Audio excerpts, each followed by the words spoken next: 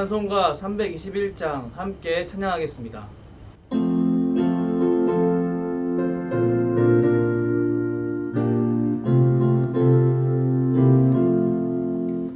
날 대속하신 예수께 내 생명 모두 드리니 내 진실하게 하소서. 내 구주 예수여, 나 구주 위에 살리라. 내 기쁨 한량 없으니 내 갈 길 인도하소서.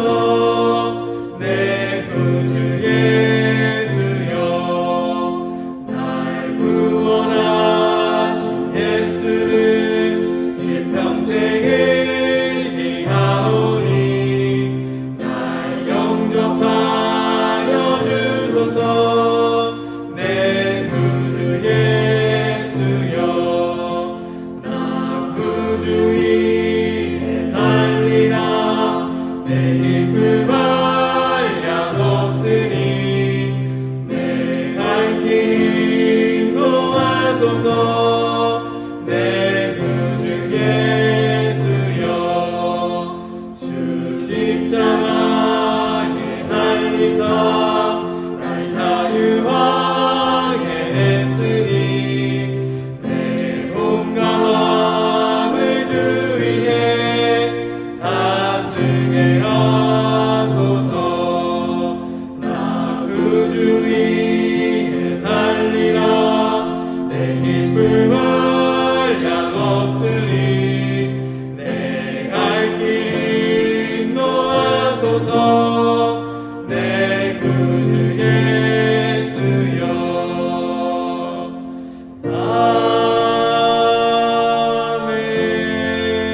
아멘. 기도하겠습니다.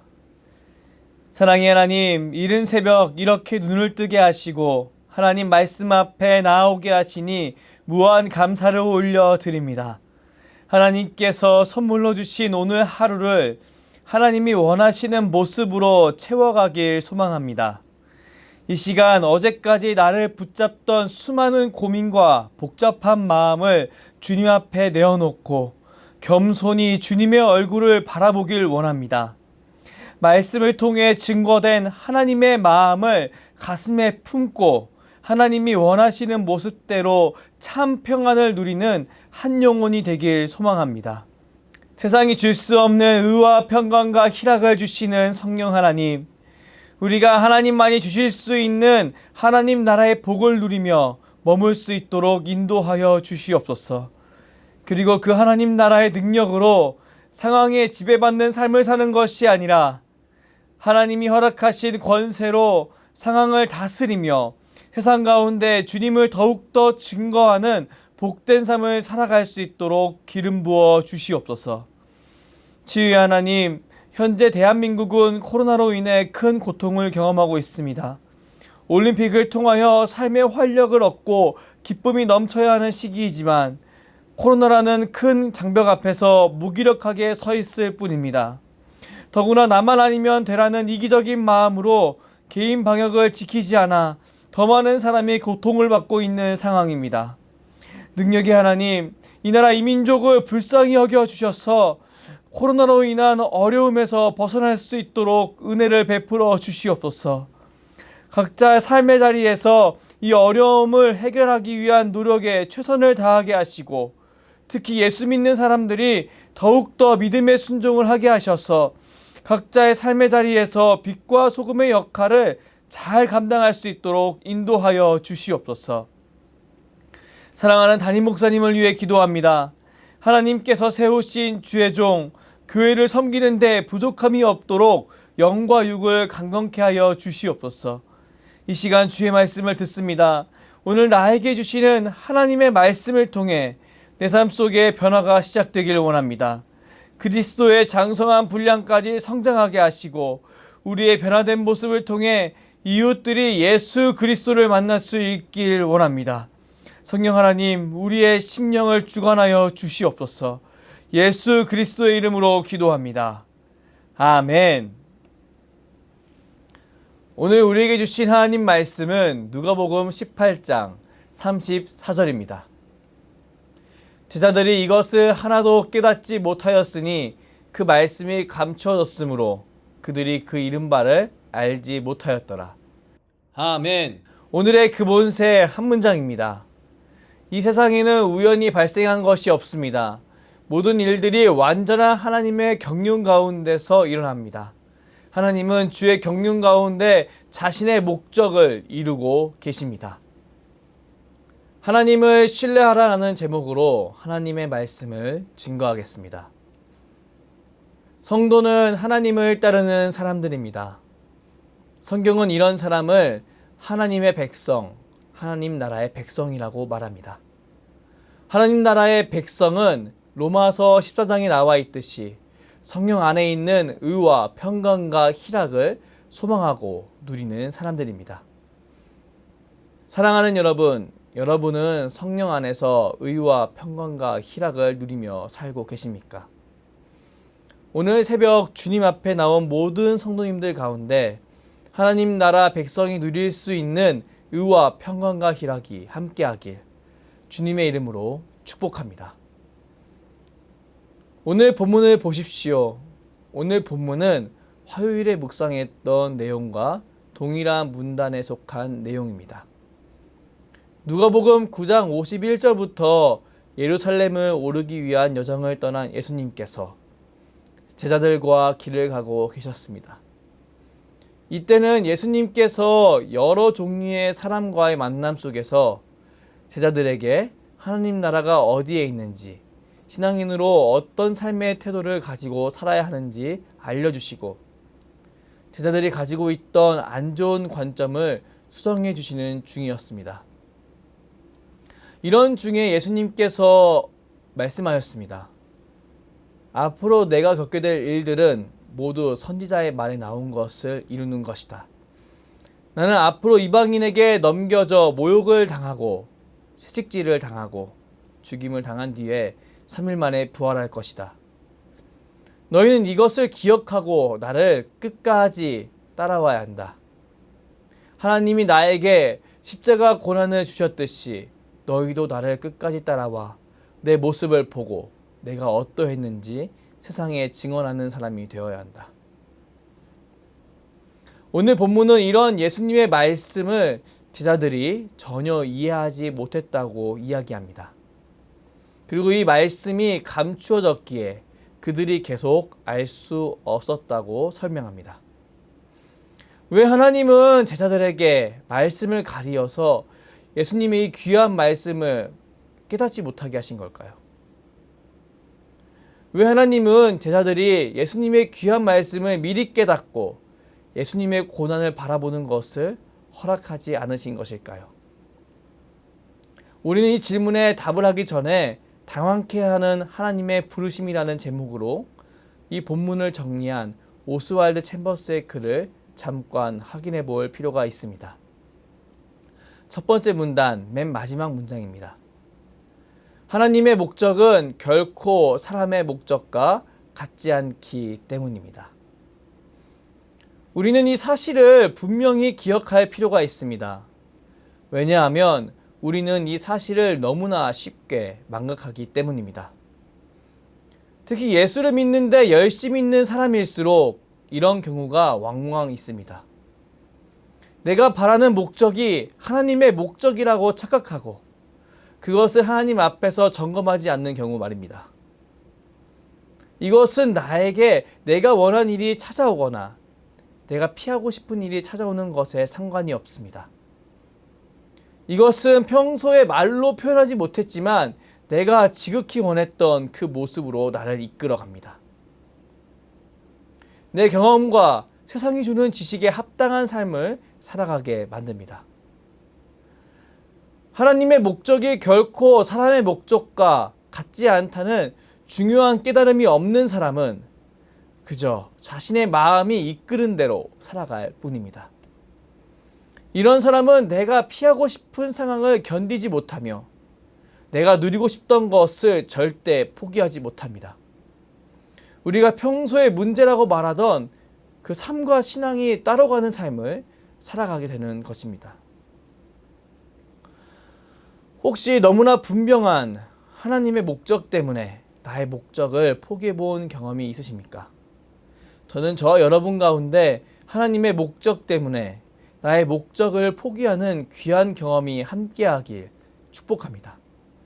그리고 하나님의 목적을 따라가는 삶을 통해 하나님이 예비하신 예상치 못한 귀한 선물을 마음껏 누리는 복된 성도님들 되시길 주님의 이름으로 축복합니다. 사람이 지구의 자전과 공전을 볼 수 없는 것처럼 하나님의 오묘한 섭리를 사람의 지혜로 다 이해할 수 없습니다. 그래서 성도는 하나님의 목적이 무엇인지를 자기 지식과 지혜로 이해하려고 노력할 필요가 없습니다. 단지 주님과 친밀한 교통을 하며 하나님이 우리를 하나님의 목적에 담아 놓으셨다고 그 점 있는 믿음만이 필요합니다. 이 내용에 관해 오스왈드 챔버스는 다음과 같이 표현합니다. 두 번째 문단 중간 부분입니다.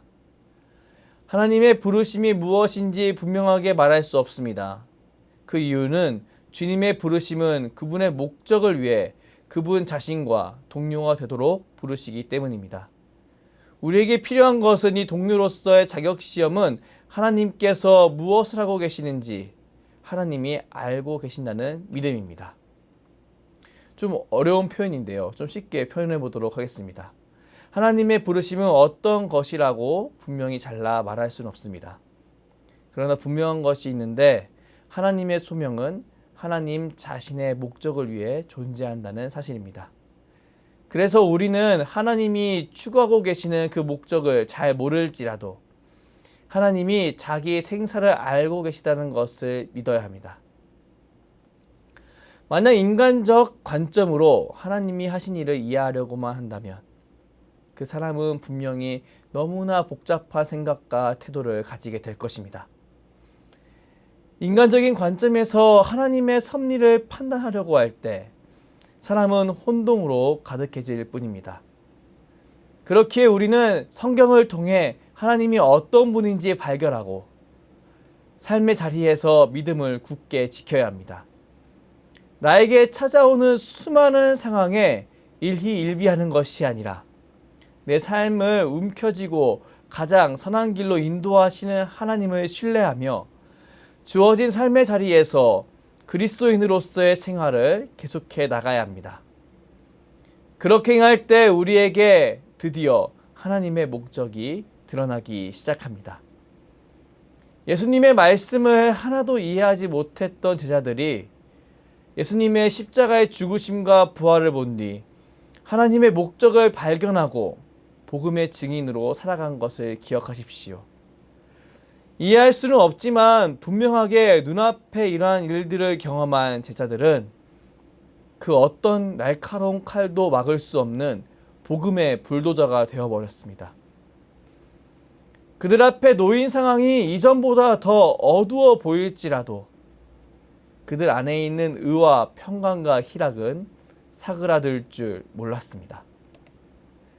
사랑하는 여러분, 사람의 관점으로 보면 실패 그 자체인 십자가 사건이 하나님의 관점에서는 대승리요, 대반전이었다는 사실을 기억하십시오. 너무나 이유 없이 고통이라고 여겨질 수 있는 제자들의 십자가 위에 예수님을 바라보는 것을 진정한 증인으로 만들어가는 과정으로 사용하신 하나님을 기억하십시오. 맞습니다. 오스왈드 챔버스가 말한 것처럼 이 세상에는 우연히 발생하는 것이 없습니다. 모든 일들이 완전한 하나님의 경륜 가운데서 일어납니다. 하나님은 주의 경륜 가운데 자신의 목적을 이루고 계십니다. 우리는 이 사실을 그 누구보다 굳게 믿어야 합니다. 창세기에 등장하는 요셉은 자신이 애굽에 팔려간 이유에 대해 그 당시에는 전혀 알지 못했습니다. 요셉은 그저 애굽에서 억울하게 종살이, 갑옥살이를 하면서 하나님의 목적이 성취되는 방향으로 가고 있었습니다. 성경은 하나님께서 이런 요셉과 함께 하심으로 그가 형통한 자가 되었다고 설명합니다. 비록 하나님의 목적은 잘 알지 못했지만 자신에게 주어진 환경 속에서 하나님의 백성답게 살아가려고 노력하는 사람이 누릴 수 있는 큰 축복을 나타내는 것입니다.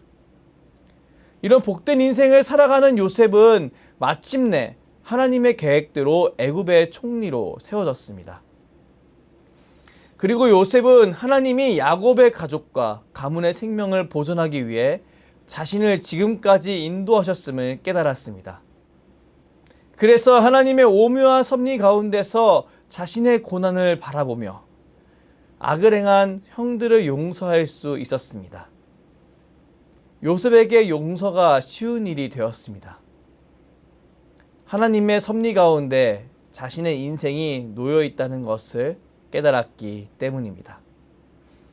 오스왈드 챔버스는 이런 하나님의 사람에게는 왜 하나님은 이러한 일들을 허락하셨을까라는 질문이 점점 줄어들게 된다고 말합니다. 왜냐하면 영적으로 지혜로운 자는 자신의 지적 이해보다 하나님의 지혜를 온전히 신뢰하기 때문입니다. 온전히 하나님을 신뢰하는 사람은 하나님의 자녀로서의 단순성과 평안으로 충만해질 수 있습니다.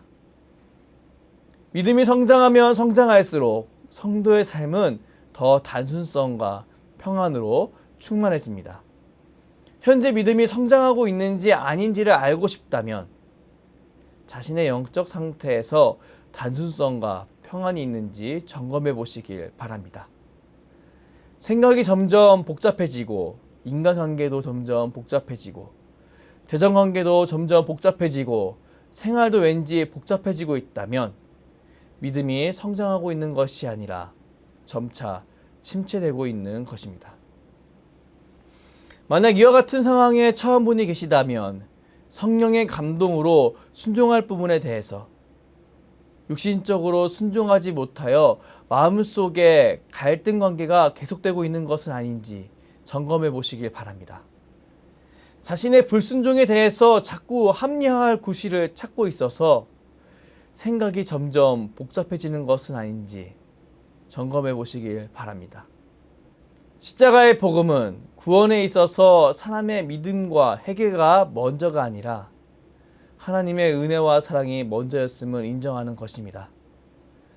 그 하나님의 은혜와 사랑이 십자가 위에서 실현되었기 때문에 예수님의 구원과 구속이 있다는 것을 인정하는 것입니다. 이런 관점에서 사람의 희생적인 태도를 강요하는 욕구는 어찌 보면 복음과는 반대가 되는 것일 수 있습니다. 성경을 보면 예수님이 죽어가던 십자가 앞에서 예수님을 따라 십자가 앞으로 나아간 사람은 단 한 명도 없었습니다. 이것은 아무리 예수님께 많은 가르침을 받던 제자라도 마찬가지였습니다. 왜냐하면 사람의 선함은 궁극적으로 하나님과 사람의 영원한 단절을 뛰어넘을 수 없기 때문입니다. 그렇기에 성도는 성령님을 의지하여 자신의 무가치함을 깨닫고 단순하게 주님께 순종으로 반응하는 존재가 되기만을 소망해야 합니다. 이 일은 절대 쉬운 일이 아닙니다. 불쑥불쑥 올라오는 여러 생각을 앞에 두고 주님이 원하시는 삶의 태도를 유지하는 것은 정말 어려운 일입니다. 특히 내 자신이 아니라 내 자녀의 문제 앞에서 주님이 원하시는 삶의 태도를 유지하는 것은 정말 어려운 일입니다. 하지만 여러분, 그럼에도 불구하고 끝까지 하나님을 신뢰하는 저와 여러분이 되길 주님의 이름으로 축복합니다. 그렇게 행할 때 우리는 하나님이 예비하신 귀한 선물을 맛보게 될 것입니다. 그리고 힘들고 어려웠을 때 기대하지도 않던 그 놀라운 축복을 경험하게 될 것입니다. 사랑하는 여러분, 왜 하나님은 제자들에게 말씀을 가리어서 예수님의 말씀을 못 알아듣게 하신 것일까요? 왜 하나님은 제자들이 예수님의 귀한 말씀을 미리 깨닫고 예수님의 고난을 바라보는 것을 허락하지 않으신 것일까요? 이 질문의 답은 다음과 같습니다. 하나님께서 우리를 너무나 잘 아시기 때문입니다.